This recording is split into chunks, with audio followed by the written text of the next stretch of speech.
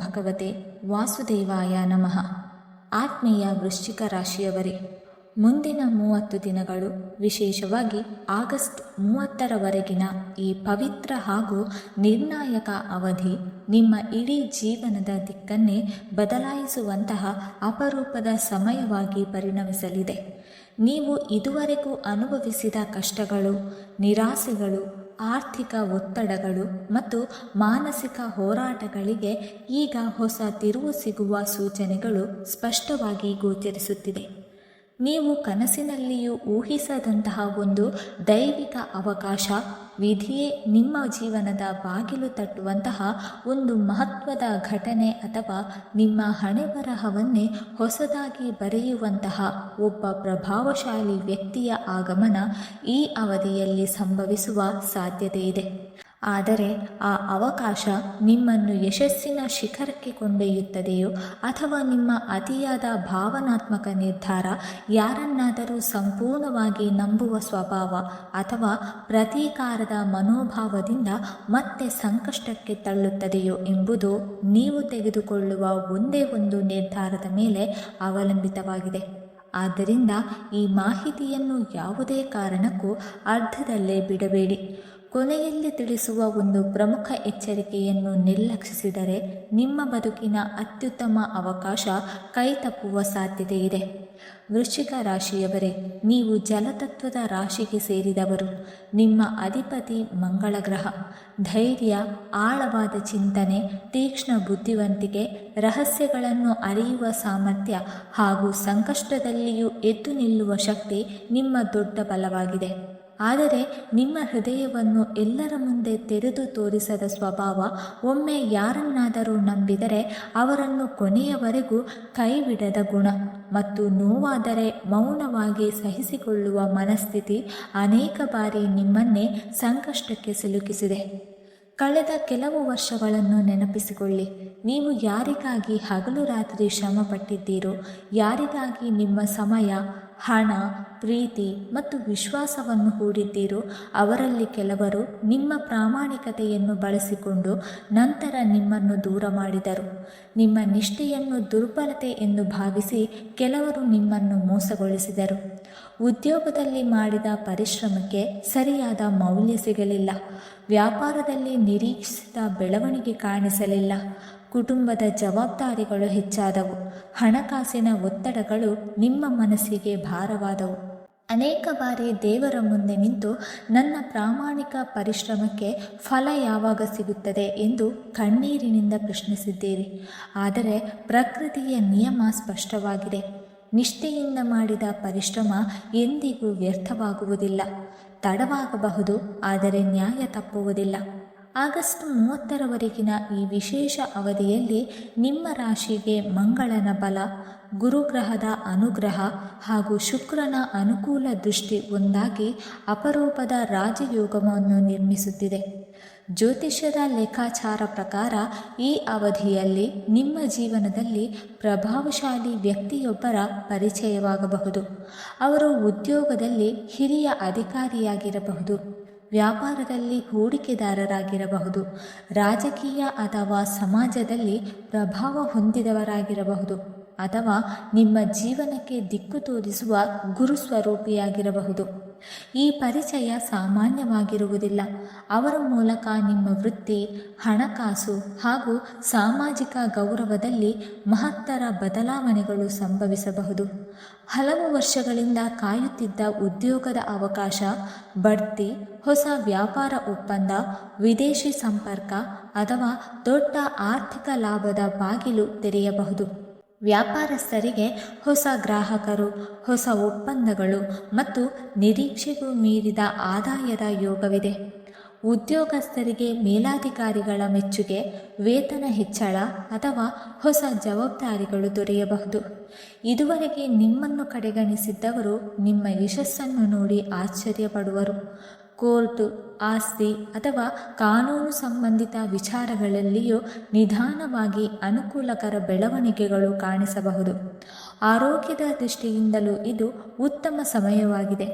ದೀರ್ಘಕಾಲದಿಂದ ಕಾಡುತ್ತಿದ್ದ ಆಯಾಸ, ರಕ್ತದೊತ್ತಡದ ಏರಿಳಿತ, ನಿದ್ರಾಹೀನತೆ, ಬೆನ್ನು ನೋವು, ತಲೆನೋವು ಹಾಗೂ ಮಾನಸಿಕ ಒತ್ತಡ ಕ್ರಮೇಣ ಕಡಿಮೆಯಾಗುವ ಸಾಧ್ಯತೆ ಇದೆ. ನಿಮ್ಮ ಆತ್ಮವಿಶ್ವಾಸ ಮತ್ತೆ ಬೆಳೆಯುತ್ತದೆ. ಜೀವನವನ್ನು ಹೊಸ ದೃಷ್ಟಿಯಿಂದ ನೋಡುವ ಮನೋಬಲ ನಿಮಗೆ ದೊರೆಯುತ್ತದೆ. ಆದರೆ ಇಲ್ಲಿ ಅತ್ಯಂತ ಮಹತ್ವದ ಎಚ್ಚರಿಕೆ ಇದೆ. ಯಶಸ್ಸು ನಿಮ್ಮ ಜೀವನಕ್ಕೆ ಕಾಲಿಟ್ಟ ಕ್ಷಣದಿಂದಲೇ ನಿಜವಾದವರು ಮತ್ತು ನಕಲಿ ಜನರ ನಡುವಿನ ವ್ಯತ್ಯಾಸ ಸ್ಪಷ್ಟವಾಗುತ್ತದೆ.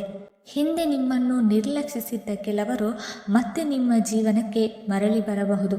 ಅವರು ಸ್ನೇಹಿತರಾಗಿರಬಹುದು, ಸಂಬಂಧಿಕರಾಗಿರಬಹುದು ಅಥವಾ ಹಳೆಯ ಪರಿಚಯಸ್ಥರಾಗಿರಬಹುದು. ತಮ್ಮ ಸಮಸ್ಯೆಗಳನ್ನು ಹೇಳಿಕೊಂಡು ನಿಮ್ಮ ಸಹಾಯವನ್ನು ಕೇಳಬಹುದು. ವೃಶ್ಚಿಕ ರಾಶಿಯವರೇ, ನಿಮ್ಮ ದೊಡ್ಡ ಶಕ್ತಿ ನಿಮ್ಮ ನಿಷ್ಠೆ. ಆದರೆ ಇದೇ ಸಮಯದಲ್ಲಿ ಅದು ನಿಮ್ಮ ದುರ್ಬಲತೆಯಾಗದಂತೆ ನೋಡಿಕೊಳ್ಳಿ. ನಿಮ್ಮ ಜೀವನಕ್ಕೆ ಬರುವ ಆ ಪ್ರಭಾವಶಾಲಿ ವ್ಯಕ್ತಿಯ ಬಗ್ಗೆ ಕೆಲವರು ಸುಳ್ಳು ಅನುಮಾನಗಳನ್ನು ಹುಟ್ಟಿಸಬಹುದು.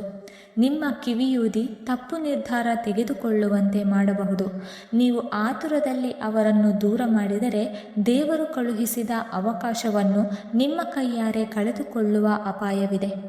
ಇಂತಹ ಮಹಾಯೋಗಗಳು ಪದೇ ಪದೇ ಬರುವುದಿಲ್ಲ. ಹಲವು ವರ್ಷಗಳ ನಂತರ ದೊರೆತಿರುವ ಈ ಶುಭ ಸಮಯವನ್ನು ಸಂಪೂರ್ಣವಾಗಿ ಸದುಪಯೋಗಪಡಿಸಿಕೊಳ್ಳಬೇಕು. ನಿಮ್ಮ ಪ್ರಗತಿಯನ್ನು ಸಹಿಸದ ಕೆಲವರು ನಿಮ್ಮ ಹಿಂದೆ ಸಂಚು ರೂಪಿಸುವ ಸಾಧ್ಯತೆ ಇದೆ. ಆದ್ದರಿಂದ ನಿಮ್ಮ ಯೋಜನೆಗಳು, ಬ್ಯಾಂಕ್ ಖಾತೆಯ ಮಾಹಿತಿ, ಆರ್ಥಿಕ ಸ್ಥಿತಿ ಹಾಗೂ ಭವಿಷ್ಯದ ನಿರ್ಧಾರಗಳನ್ನು ಎಲ್ಲರೊಂದಿಗೆ ಹಂಚಿಕೊಳ್ಳಬೇಡಿ. ಈ ಅವಧಿಯಲ್ಲಿ ನಿಮ್ಮ ಮೌನವೇ ನಿಮ್ಮ ಅತ್ಯಂತ ದೊಡ್ಡ ರಕ್ಷಾ ಕವಚವಾಗುತ್ತದೆ. ವಿವಾಹ ವಿಳಂಬವಾಗಿರುವ ವೃಶ್ಚಿಕ ರಾಶಿಯವರಿಗೆ ಉತ್ತಮ ಸಂಗಾತಿಯ ಯೋಗ ಬಲವಾಗುತ್ತಿದೆ. ನಿಮ್ಮ ಭಾವನೆಗಳನ್ನು ಅರ್ಥ ಮಾಡಿಕೊಳ್ಳುವ, ನಿಮ್ಮ ಕನಸುಗಳಿಗೆ ಬೆಂಬಲವಾಗುವ ವ್ಯಕ್ತಿಯೊಬ್ಬರು ನಿಮ್ಮ ಜೀವನಕ್ಕೆ ಬರಬಹುದು. ಆ ಸಂಬಂಧವೇ ನಿಮ್ಮ ಅದೃಷ್ಟದ ಬಾಗಿಲು ತೆರೆಯುವ ಸಾಧ್ಯತೆ ಇದೆ. ವಿದ್ಯಾರ್ಥಿಗಳು, ಸ್ಪರ್ಧಾತ್ಮಕ ಪರೀಕ್ಷೆಗಳಿಗೆ ಸಿದ್ಧತೆ ನಡೆಸುತ್ತಿರುವವರು, ಸಂಶೋಧನೆ, ವೈದ್ಯಕೀಯ, ತಾಂತ್ರಿಕ ಶಿಕ್ಷಣ, ಕಲೆ ಅಥವಾ ವಿದೇಶಿ ಶಿಕ್ಷಣದ ಕನಸು ಕಾಣುತ್ತಿರುವವರಿಗೆ ಈ ಸಮಯದಲ್ಲಿ ಉತ್ತಮ ಮಾರ್ಗದರ್ಶಕ ಸಿಗುವ ಸಾಧ್ಯತೆ ಇದೆ. ಅವರ ಸಲಹೆಯನ್ನು ಗೌರವಿಸಿದರೆ ಜೀವನದಲ್ಲಿ ದೊಡ್ಡ ಸಾಧನೆ ಸಾಧ್ಯ. ಆದರೆ ಆಗಸ್ಟ್ 30ರ ಆಸುಪಾಸಿನಲ್ಲಿ ನಿಮ್ಮ ಮನಸ್ಸಿನಲ್ಲಿ ಹಠಾತ್ ಗೊಂದಲ, ಅಕಾರಣ ಭಯ ಅಥವಾ ನಾನು ಇದಕ್ಕೆ ಅರ್ಹನ ಎಂಬ ಅನುಮಾನ ಮೂಡಬಹುದು. ದಯವಿಟ್ಟು ಹೆದರಬೇಡಿ. ಇದು ವಿಫಲತೆಯ ಸೂಚನೆಯಲ್ಲ. ದೊಡ್ಡ ಯಶಸ್ಸಿನ ಮುನ್ನ ಪ್ರಕೃತಿ ನೀಡುವ ಮಾನಸಿಕ ಪರೀಕ್ಷೆ ಮಾತ್ರ. ಆತ್ಮವಿಶ್ವಾಸ ಕಳೆದುಕೊಳ್ಳಬೇಡಿ. ಈ ಅವಧಿಯಲ್ಲಿ ಧ್ಯಾನ ಮಾಡಿ, ಒಳ್ಳೆಯ ಪುಸ್ತಕಗಳನ್ನು ಓದಿ, ಆಧ್ಯಾತ್ಮಿಕ ಚಿಂತನೆಗೆ ಹೆಚ್ಚು ಸಮಯ ನೀಡಿ. ನಕಾರಾತ್ಮಕ ಜನರಿಂದ ಸಾಧ್ಯವಾದಷ್ಟು ದೂರವಿರಿ. ಯಾರಿಗಾದರೂ ಹೊಸದಾಗಿ ಜಾಮೀನು ನಿಲ್ಲುವುದು, ಸಂಪೂರ್ಣವಾಗಿ ಓದದೆ ದಾಖಲೆಗಳಿಗೆ ಸಹಿ ಹಾಕುವುದು ಅಥವಾ ದೊಡ್ಡ ಮೊತ್ತದ ಹಣವನ್ನು ಸಾಲವಾಗಿ ನೀಡುವುದು ತಪ್ಪಿಸಿ. ಒಮ್ಮೆ ಕೈಬಿಟ್ಟ ಹಣ ಮರಳಿ ಬರಲು ವಿಳಂಬವಾಗಬಹುದು. ಪ್ರಕೃತಿ ನಿಮಗೆ ಕೆಲವು ಶುಭ ಸಂಕೇತಗಳನ್ನು ನೀಡಬಹುದು. ದೇವಸ್ಥಾನದ ಗಂಟೆನಾದ, ಹಠಾತ್ ಮನಸ್ಸಿಗೆ ಶಾಂತಿ ಸಿಗುವುದು, ಶುಭ ಕನಸುಗಳು ಕಾಣುವುದು, ನಾಗದೇವರ ದರ್ಶನ, ಕಾರಣವಿಲ್ಲದೆ ಆತ್ಮವಿಶ್ವಾಸ ಹೆಚ್ಚಾಗುವುದು ಅಥವಾ ಅನಿರೀಕ್ಷಿತವಾಗಿ ಒಳ್ಳೆಯ ಸುದ್ದಿ ಕೇಳಿಬರುವುದು.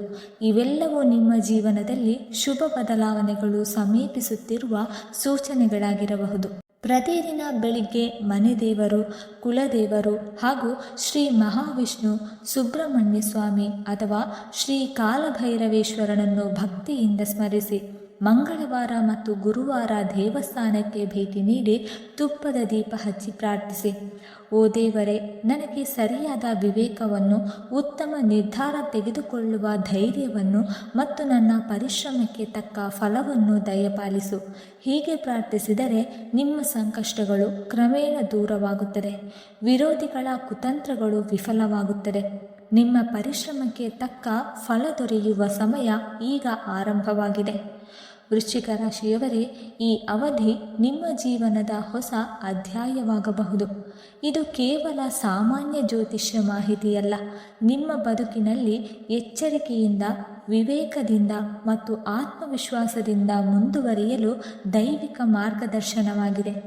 ಈ ಮಾತುಗಳನ್ನು ಕೇವಲ ಒಮ್ಮೆ ಕೇಳಿ ಮರೆತು ಬಿಡಬೇಡಿ.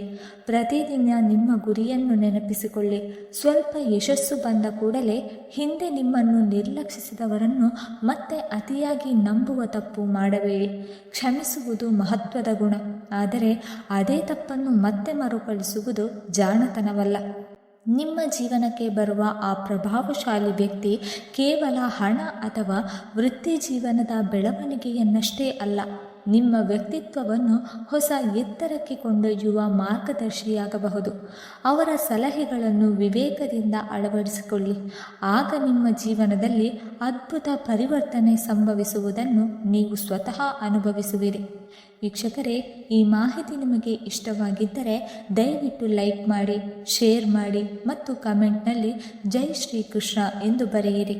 ಇಂತಹ ಇನ್ನಷ್ಟು ದೈವಿಕ ಜ್ಯೋತಿಷ್ಯ ಮಾಹಿತಿಗಾಗಿ ನಮ್ಮ ಚಾನಲನ್ನು ಸಬ್ಸ್ಕ್ರೈಬ್ ಮಾಡಿಕೊಳ್ಳಿ. ಧನ್ಯವಾದಗಳು.